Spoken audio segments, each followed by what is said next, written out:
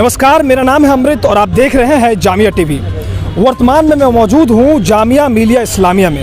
एकदम सही सुन रहे हैं आप, ये वही यूनिवर्सिटी है जहाँ से मैं वर्तमान में पत्रकारिता की पढ़ाई कर रहा हूँ। और आज हमारा विषय भी है पत्रकारिता। पत्रकारिता करने मैं आया हूँ 1350 किलोमीटर दूर से। काफ़ी सपने लेकर आया था और सपने छोटे नहीं, सपने काफ़ी बड़े थे। लेकिन जब अब पत्रकारिता के क्षेत्र में आए हैं, जब नौकरियों के लिए जाना पड़ता है, तो जैसे सपने बड़े थे वैसे चुनौतियां भी बड़े बड़े देखने को मिलते हैं। और ये चुनौतियां सिर्फ मेरे लिए ही नहीं, मेरे साथ पढ़ने वाले जो सहपाठी हैं, मेरे मित्र हैं, उनको भी लगातार ऐसी चुनौतियों का सामना करना पड़ रहा है। हमारे साथ कुछ मित्र मौजूद हैं जो मेरे ही कोर्स में हैं। हम उनसे बातें करेंगे और आपको बताएंगे कि आखिर पत्रकारिता जगत में किन किन चुनौतियों का सामना करना पड़ता है, क्योंकि यहाँ लाइमलाइट नहीं, यहाँ चुनौतियों से भी आपका सामना होता है। बिहार के जमुई में पत्रकार की हत्या कर दी गई है। पत्रकारों पर हमले लगातार बढ़ रहे हैं। बाइक सवार बदमाशों ने पत्रकार को गोली मारी है। गौरी लंकेश के इस घटना के साथ भारतीय जनता पार्टी का, भारत सरकार का, हमारे किसी संगठन का कोई संबंध नहीं है। बिहार में एक पत्रकार को मौत के घाट उतार दिया गया। हत्या को जस्टिफाई नहीं किया। अभी हमारे साथ मौजूद हैं निशांत मिश्रा, जो कि मेरे ही क्लासमेट हैं। तो इनसे हम जानेंगे कि पत्रकारिता जगत में इनको कौन कौन सी चुनौतियों का सामना करना पड़ा है। पत्रकारिता में जैसे मैं यहाँ पे आया तो मुझे सबसे बड़ी जो चुनौती लगी वो भाषा को लेकर है। आप अनजान रहते हैं, जो बारीक चीज़ें होती हैं भाषा की, उस पे आपको सुधार करने की ज़रूरत है, जो अमूमन यूपी बिहार से आने वाले लोगों को उस मुसीबत का सामना ज़्यादा करना पड़ता है। और दूसरी सबसे बड़ी चीज़ है, आप हिंदी चैनल के लिए अप्लाई करना चाहते हैं, आप हिंदी चैनल में जाना चाहते हैं, लेकिन वहाँ भी आपको बाईलैंग्वेज होना ज़रूरी है। आपको इंग्लिश पे ज़्यादा से ज़्यादा काम करने की ज़रूरत है। और मुझे लगता है कि ये एक बड़ी समस्या है हम लोगों के लिए, जो हिंदी भाषी लोग हैं या पत्रकार हैं। आप देखते हैं, सुनते हैं उसी चैनल को, लेकिन आपको इंग्लिश पे तभी भी काम करने की ज़रूरत होती है, ये ज़्यादा है। और तीसरी बात ये सबसे महत्वपूर्ण है कि आप जिसको देख के आप एक तरह अट्रैक्ट होते हैं, आप सोचते हैं कि आप अपनी विचारधारा को, जो जिनके लिए आप पत्रकारिता कर रहे हैं, उन छोटे दलित वंचित लोगों के लिए, तो उनको कहीं ना कहीं आप स्वतंत्र होकर पत्रकारिता करने में, मुझे नहीं लगता कि ये जो पूंजी जब से हावी हुई है, अभी हाल ही में एनडीटीवी का आपने देखा, न्यूज़ 18 नेटवर्क का भी आपने देखा, तो उसके भी उद्योगपति उस चैनल को चला रहे हैं। ऐसे तमाम उदाहरण हैं हमारे बीच में। तो आपकी स्वतंत्रता कहीं ना कहीं मुझे लगता है कि पूरी तरह से सुरक्षित नहीं होती है पत्रकारिता में। और ये सब बातें हैं। खैर, आपको इन सब मुसीबतों को पार लाके आगे बढ़ के देश के लिए कुछ करना है, समाज के लिए कुछ करना है, और इस प्रोफेशन को आगे बढ़ाना है आने वाले लोगों के लिए। बस यही मैं कहना चाहूँगा। तो चलिए, धन्यवाद निशांत जी। तो अब हमारे साथ मौजूद हैं हमारे ही एक और सहपाठी अमरेंद्र यादव, जो कि ये भी जामिया में ही अभी पत्रकारिता के छात्र हैं। तो आपको पत्रकारिता जगत में किन किन चुनौतियों का सामना करना पड़ा? जी हाँ, वैसे तो आप किसी भी क्षेत्र में जाएंगे तो आपको चुनौतियों का सामना तो करना पड़ेगा, लेकिन पत्रकारिता एक ऐसा पेशा है जिसमें कि चुनौतियाँ बहुत ज़्यादा मिलेंगी, क्योंकि आज के ज़माने में मल्टी टैलेंटेड होना बहुत ज़रूरी है। यहाँ पर आपको बहुत सारी चीज़ों का ज्ञान होना चाहिए, भाषा के साथ साथ तकनीकी जानकारी भी आपको होनी चाहिए, जिसकी अगर ऐसा नहीं है तो आप फिर नहीं सर्वाइव नहीं कर पाएंगे। क्योंकि कैमरा हैंडलिंग और वीडियो आज के पत्रकार से ऐसा मांग की जाती है कि उसको सब आता हो। उसके साथ साथ साहित्य में भी उसको मतलब ज्ञान हो, सिनेमा हो, कला हो, और भी विविध क्षेत्र हैं जिस पे जानकारी रखते हो, राजनीति भी हो, अर्थशास्त्र वगैरह, इन सब के बारे में बिना ज्ञान के आप बात नहीं कर सकते। तो ये सब चुनौतियाँ ये हैं कि बहुत ही कम समय में आपको बहुत ज़्यादा चीज़ें सीखनी होंगी कि आप स्थापित पत्रकार बनने के लिए, नहीं तो आप फिर सर्वाइव नहीं कर पाएंगे। जी धन्यवाद। चलिए, धन्यवाद। तो अब हमारे साथ मौजूद हैं अमृता सिंह, जो कि ये भी एक भावी पत्रकार हैं और साथ ही हमारी सहपाठी भी हैं। तो इनसे जानते हैं क्या इनका पॉइंट ऑफ व्यू है पत्रकारिता में चुनौती को लेकर। जी, जैसा कि हम जानते हैं कि लड़कियों को बहुत सारी चुनौतियों का सामना करना पड़ता है। अभी कुछ ही दिन पहले की बात है, मैं न्यूज़ लॉन्ड्री की एक रिपोर्ट पढ़ रही थी जिसमें लिखा गया था कि दलित महिला जो पत्रकार होती हैं उनके साथ न्यूज़ रूम के अंदर और न्यूज़ रूम के बाहर बहुत ज़्यादा भेदभाव किया जाता है। जैसे जब वो रिपोर्टिंग करने जाती हैं तो उनसे लोग पहले बहुत अच्छे से बात करते हैं, ठीक है, लेकिन जब उनसे जाति पूछ ली जाती है तो उनके साथ बहुत ही ज़्यादा मतलब हीन दृष्टि से व्यवहार किया जाता है। तो इन सब का मतलब महिलाओं को बहुत ज़्यादा सामना करना पड़ता है। महिलाओं के लिए ये भी कहा जाता है, जैसे माता पिता हमारे कहते हैं कि नहीं, इस पत्रकारिता के क्षेत्र में लड़कियां जाएंगी, ठीक है, तो उनके साथ कुछ भी हो सकता है। अब जैसे बहुत सारे ऐसे केसेस भी आते हैं जिसमें महिला पत्रकारों की हत्या कर दी जाती है, तो घर वाले थोड़ा सा डरते हैं हम लोगों को इस क्षेत्र में भेजने से। जैसा कि इन्होंने बताया कि पत्रकारिता में एक तो चुनौतियां वैसे ही बहुत अधिक है, लेकिन जब ये बात आती है महिलाओं पर तो चुनौती का जो लेवल है वो काफ़ी और बढ़ जाता है। तो जैसा कि इन्होंने कहा कि दलित महिला हो चाहे महिला उच्च जाति से हो,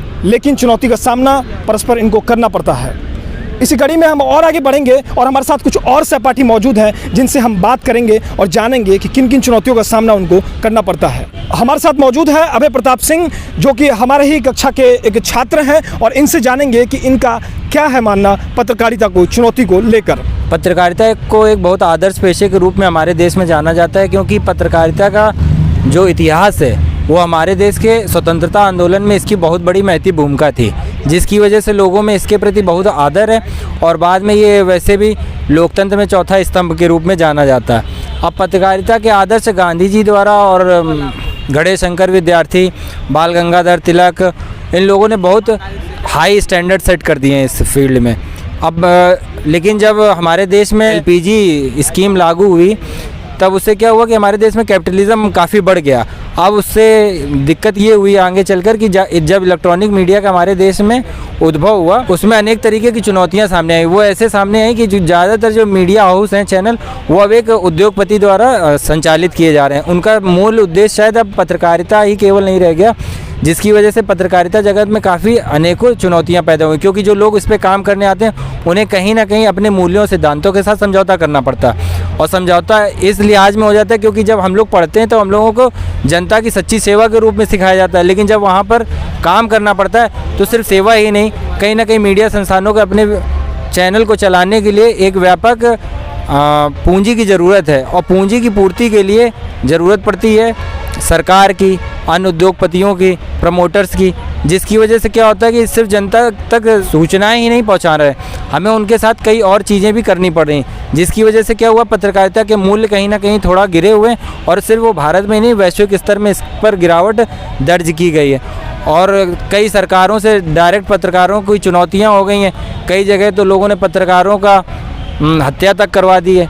इसलिए पत्रकारिता में अनेक तरीके की चुनौतियां हैं, जान माल से लेकर आर्थिक हर तरीके की। तो अब हमारे साथ मौजूद हैं सर्वेश बुंदेली जी, जो कि एक भावी पत्रकार हैं और साथ ही अभी कई जगह काम कर भी चुके हैं। तो इनसे जानते हैं कि इनका क्या है कहना पत्रकारिता की चुनौतियों को लेकर।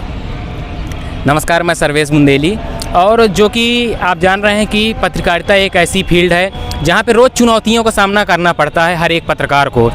इसके लिए जो बेसिक, जब कोई नया व्यक्ति आता है पत्रकारिता में, काफ़ी सारे सपने लेके आता है, काफ़ी सारे अरमान लेके आता है, क्योंकि वो जहाँ पे भी रहता है वो किसी न किसी न्यूज़ एंकर को या पत्रकार को देख के आता है, उसके ग्लैमर को देख के आता है, लेकिन उसके पीछे उसे यह नहीं पता होता है कि उसकी कितनी स्ट्रगल होती है, कितने साल की उसकी मेहनत होती है, तब वो वहाँ तक पहुँच पाता है। लेकिन जब हम लोग दिल्ली पे आए और यहाँ पे कोर्स कर रहे हैं, कई जगह वर्क भी कर रहे हैं, तो जो हम लोग बेसिकली समझ में आता है कि यहाँ पे जो न्यूज़ कंपनियां हैं या जो यूट्यूब, अच्छे खासे यूट्यूब चैनल हैं, ऑनलाइन साइट हैं, वहाँ पे एक तो आपको जो इंटर्नशिप दी जाएगी वो निःशुल्क इंटर्नशिप रहती है, तो एक प्रकार से शोषण हो रहा है। आपको 9 घंटे वहाँ पे काम करना है, 8 से 9 घंटे, और 7 से 8 रिपोर्ट लिख के देना है, या एंकरिंग कर रहे हैं तो आपको रिपोर्टिंग करके उन्हें देना है, और आपको मिल कुछ नहीं रहा है। एक तो ये समस्या हो गई। दूसरी बात ये हो गई, कई दफ़ा ये होता है कि आप किसी का इंटरव्यू लेने जाते हैं या किसी के बारे में खबर चलाते हैं तो आपको धमकियां भी मिलती हैं। आप नए व्यक्ति होते हैं, नए लोग होते हैं, आपका उतना बैकग्राउंड नहीं होता है, तो आपको थोड़ा सा ये भी समस्या होती है कि हमारा कोई बैकग्राउंड नहीं है, कल के दिन कोई आपके साथ कुछ अप्रिय घटना हो जाए, ये हमारे साथ एक बहुत बड़ी चुनौती होती है। और तो बुंदेली जी, पत्रकारिता में जो लैंग्वेज टोन होती है ये भी एक बड़ी समस्या रही है, एक चुनौती के रूप में रही है। कई जगह जाते हैं जब इंटरव्यू देने के लिए तो कहते हैं कि आपका बिहारी टोन आ रहा है, आपका यूपी वाला टोन आ रहा है, तो इस विषय में क्या कहें, क्या एक वाकई चुनौती है ये? हाँ, ये तो एक वाकई में आपके सामने चुनौती है, और ये चुनौती इसलिए है क्योंकि जो भी आज के दौर में पत्रकार बनने आ रहा है या पत्रकार जो है वो चाहता है मैं मेन स्ट्रीम मीडिया में जाऊं, और जब आप मेन स्ट्रीम मीडिया में जाते हैं और राष्ट्रीय चैनलों पे काम करते हैं तो आपको राष्ट्रीय स्तर के हिसाब से लैंग्वेज, राष्ट्रीय स्तर के हिसाब से आपको वर्क भी करना पड़ता है। आप ठीक है, जैसे मान लीजिए बिहार से हैं, यूपी से हैं, तो आपकी लोकल लैंग्वेज, लोकल जर्नलिज्म में आपकी चल सकती है। लेकिन अगर आप राष्ट्रीय पत्रकारिता कर रहे हैं, राष्ट्रीय चैनल पे हैं, तो वहाँ पे आपको फिर ये छोटी छोटी जो हमारी भाषा में समस्याएं होती हैं, इसको सुधार करना होता है। कई दफ़ा तो कई लोग टोक भी देते हैं, ऑन द स्टेज भी टोक देते हैं कि आपका ये ऐसा है।